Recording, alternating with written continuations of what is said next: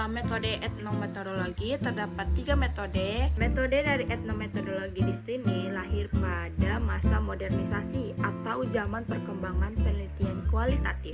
Hai guys, assalamualaikum warahmatullahi wabarakatuh. Perkenalkan, nama aku Fitrianti M. Adnan Tanisang dengan NPM 0227201134. Hari ini aku bakal membahas tentang etnometodologi karena kemarin aku udah bahas tentang fenomenologi. Sekarang aku bakal bahas tentang etnometodologi.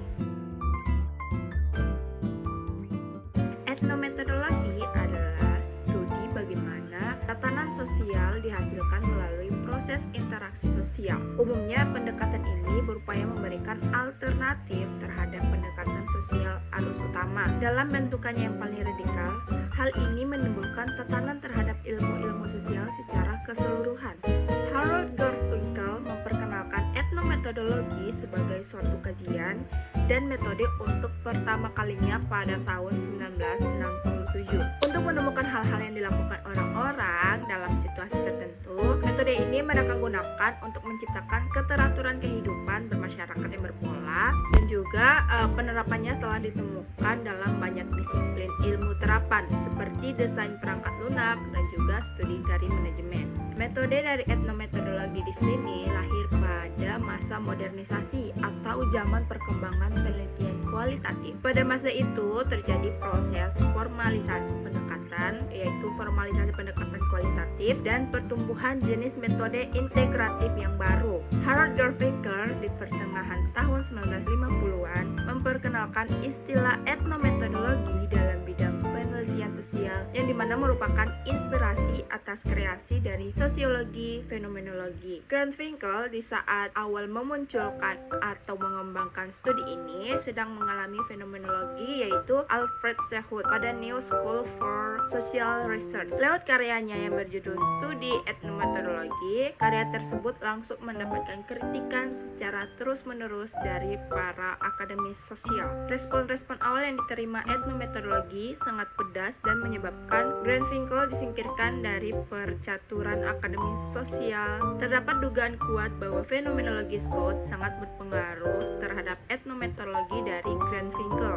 Ini terbukti dari asumsi sekaligus pendirian dari etnometodologi itu sendiri. Bagi Scott, dunia sehari-hari merupakan dunia intersubjektif yang dimiliki bersama orang lain dengan siapa kita berinteraksi.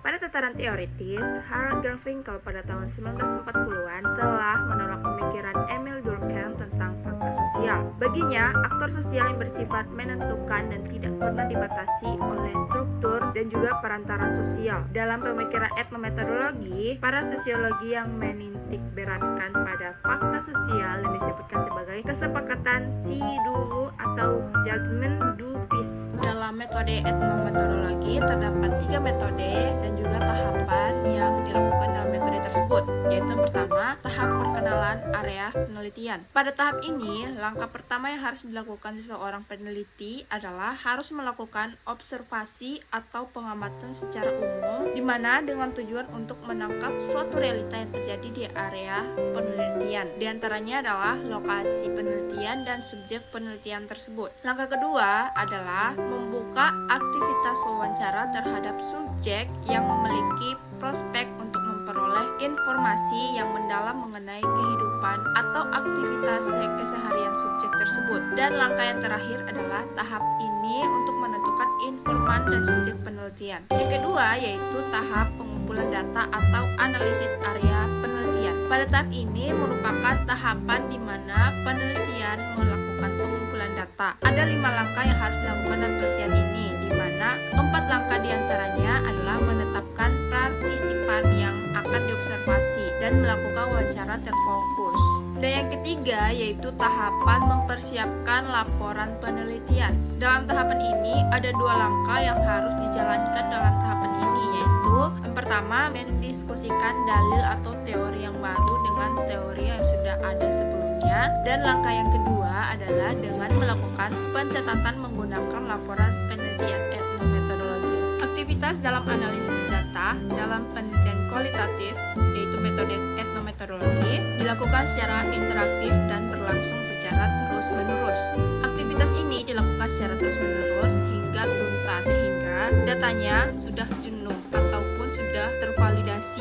Adapun aktivitas dan analisis data yang dilakukan sebelumnya merupakan bagian yang tidak terpisahkan dalam teknik penyajian data ini. Aktivitas dan analisis data tersebut yakni meliputi aktivitas data reduction, data display, dan juga conclusion drawing atau verification.